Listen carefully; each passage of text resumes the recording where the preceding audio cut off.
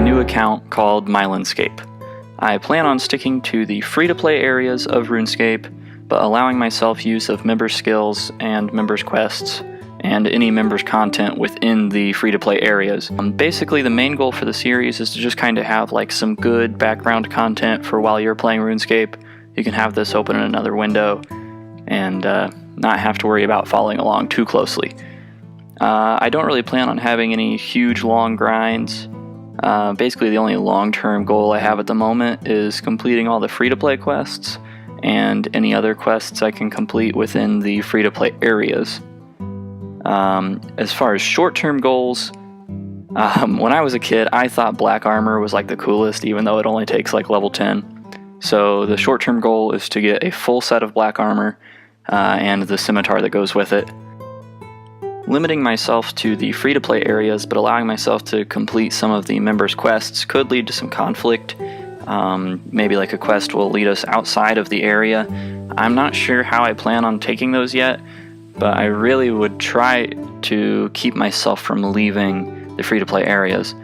So I won't make any specific exceptions yet, but we will solve those when we get to them. I started off killing some rats with my goal for this episode to get level 10 in attack, strength, and defense, just to get the requirements out of the way so that when we eventually get our black armor and scimitar, we'll be able to equip them all. After getting a couple strength levels and our first equipable item, the chef's hat, I noticed I was running out of health and decided to get out of there. This is where I figured out we needed a way to get food. As far as I can tell, the current best option for food is to kill chickens and cook their meat. This actually got us a strength level and a prayer level. Once I got back to Lumbridge Castle, I remembered I wouldn't be able to use the range until I completed Cook's Assistant, so that was the next goal. On my way to get the first ingredient for the cook, we got our first random event. I was interested to see if I would get some runes to maybe start the magic grind, but I actually got emeralds. I should be able to sell the emeralds to either the gem trader in Alcarid or one of the general stores. I decided to just go ahead and see what the gems would sell for at the general store, and I managed to get 200 coins out of them.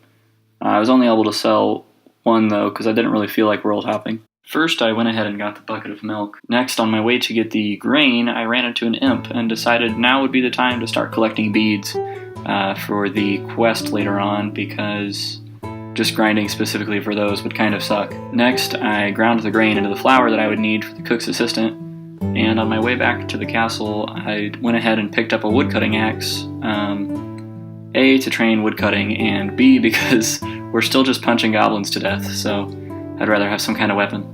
On my way past the general store, I decided to see if I could sell another emerald. Luckily the old one was out of stock, so I got another 200 coins for it. Then once I got to the castle, I almost combined the ingredients myself for the cake, but realized I better just talk to the cook first to make sure I don't screw it up, and yeah, I definitely would have screwed it up because he just wanted the ingredients himself. Finishing the quest gave us a quest point, 300 cooking experience, and most importantly, access to the range in Lumbridge Castle. Alright, there's another strength level. And oh hey, we just got our first clue scroll for the account. So I'm going to go ahead and grab a spade from the general store and head over to the wizard's tower. So I guess I have to go all the way up to Varrock now and talk to Reldo in the library. Alright, so I guess we're getting mugged by a highwayman. Alright, awesome. I was really hoping he'd drop his cape, so now we got our first cape slot item. And of course Reldo gives us the hot and cold clue. I was really hoping that wouldn't happen. Alright, so I circle around this woods like 3 times. It's kind of confusing me with this clue, but I think I remember there being a possible location on the mountain nearby, so I'm going to check that out. That took way longer than it should have, but that's the casket. Let's see what we get. That's actually pretty cool. I'm not entirely sure what it would take to get one ourselves. I think buying one would be a few thousand coins, which would be tough to save, but that'll be a really helpful thing for training magic later on. Back to killing goblins, and there's another strength level. That makes level 9 strength, just 1 level to go. Alright, so I just got visited by the mysterious old man, and somehow I screwed up and hit the wrong button and made him disappear on me. Where is it? Where is it? There's another prayer level. There's 10 strength thanks to that imp. I forgot to clip it, but I actually got the second clue scroll while killing goblins just before this. So for that I'm going to have to head over to Alcarid, and there's another cooking level. Cleaned up the inventory a little bit there, and now time to head over to Alcarid. So I was really hoping Zeke would sell a black scimitar, but it looks like he only goes up to mithril, which is kind of weird because that means he skips black.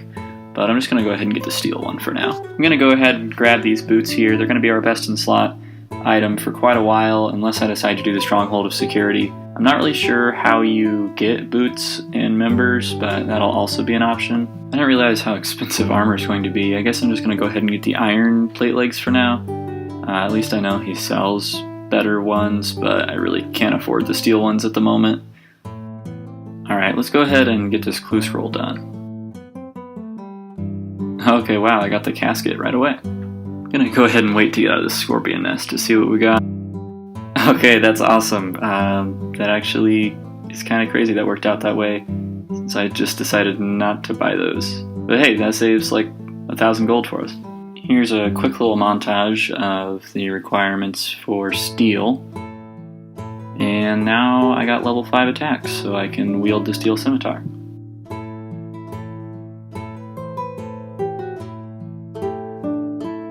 And here we are to level 10 attack. If I can figure out where to get a black scimitar, we'll be able to equip it. There goes any chances of making a pure account with level 2 defense. Alright, just ran back to cook myself some more food, and there's another cooking level. Okay, I have no idea what the drop rate is for clue scrolls from goblins, but this is 3 now, that's pretty crazy. Alright, with 5 defense, now I can equip those steel plate legs that the last clue scroll gave us. Next, I'm going to go up to Varrock and talk to Charlie the Tramp and see what kind of task he gives us. I'm a little concerned because I've looked at the wiki before, and I know some of them have like different level requirements that we don't have yet. I think even if you've only played RuneScape like once in your life, you'll never forget this little stretch of road here. Time to see what Charlie wants us to do. Oh, okay, that's probably one of the worst ones we could get. I mean, I don't know what other ones he has, but we don't have the fishing level nor the cooking level to do that. So I'll have to decide if that's worth it. I mean, at some point I definitely will. Just not sure if that's something I want to do at the moment. While I'm up here, I'm going to check out the different sword shops and armor shops and see if this is where I'm going to be able to buy the black equipment that I need. Unfortunately, the weapon shop doesn't sell scimitars, but I think I'm going to count a black sword for now. To really accomplish my goal, I definitely want to force myself to get a black scimitar at some point, but I'm going to settle with the sword for now because it's still a decent upgrade. First, I'm going to need some cash though, so it's time to start figuring out what I can sell.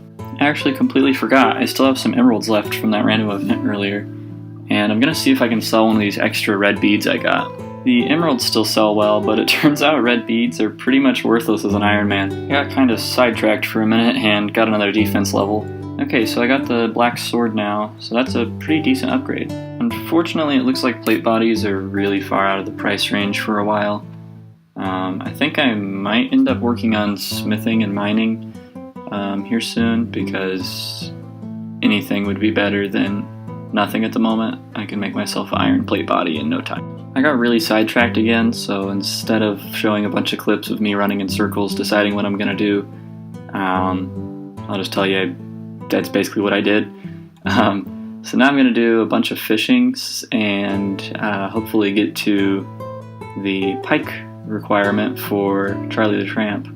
Fishing for shrimp is a lot worse than I thought it would be, so now that I have the opportunity, I'm going to switch to just sea bait fishing. There's a few more cooking levels thanks to the shrimp. And it looks like I have just 10 coins to spare after buying a fishing rod and some bait. Hopefully the fish will sell for something. So I'm headed back to sell these fish and got another random event. Hopefully we can sell whatever he gives us, because really the toughest part right now is money. I got a gold ring, and conveniently enough, there's a jewelry shop up here in Port Sarim. So I think if you sell it to the specific shop that the item belongs to, you get a slightly better deal. Although the bait fishing seemed really fast in comparison to net fishing, now that I've unlocked anchovies, I think I'm going to go back to them, because If I recall, the wiki shows that goes a little bit faster. So after cutting the first tree and making the first fire on the account, we got a couple more cooking levels. There's the first fire making level. This also puts us at total level 100, which is pretty cool. Wood cutting level. With level 20 fishing, I'm going to go ahead and switch over to fly fishing. Bait is a little bit cheaper if you buy it in the packs. I mean, I guess I could have bought this bait in packs too, but the feathers for fly fishing we also collected while killing chickens earlier. So that'll give us a good head start. That, and it's going to be a lot better experience too. There's a free apron hanging in the corner, so I guess I'll take that. I need a chest slot item at some point, and this one's free. On the way down here, I killed an imp and got a blue wizard's hat, which is pretty cool. It's going to be our best hat slot item for magic. There's 21 fishing and 22. 19 cooking. 20. 21. 22, 23 fishing, 24 fishing, and finally our last requirement, 25 fishing. I'm feeling lucky, so I decided to just catch one pike. Let's see if we can cook it. Alright, I'm kinda surprised. First try and it worked. Let's see if we can take this to Charlie and hopefully get the casket. No big deal, we have to go back to Barbarian Village, up in the watchtower type of thing, and see what happens next. So this one's a 3-step, I guess. Gotta go down to Shantae Pass. Shantae gave us the casket, and I'm really hoping this one is as good as the other two, because both those were actually really helpful rewards. This is like the biggest letdown of a Clue Scroll ever. We had to grind forever for that pike, and it was the full 3 steps, and this is just kind of trash, but whatever, I have to train magic at some point, so this will be a tiny stockpile of runes to start with. Well, we managed to get 10 attack, 10 strength, 10 defense, the requirements for black armor and weapons out of the way. Hopefully next time we can at least get our first piece of black armor. If you liked it, feel free to like and subscribe, and you can follow me at mylanscape on Twitter and Facebook.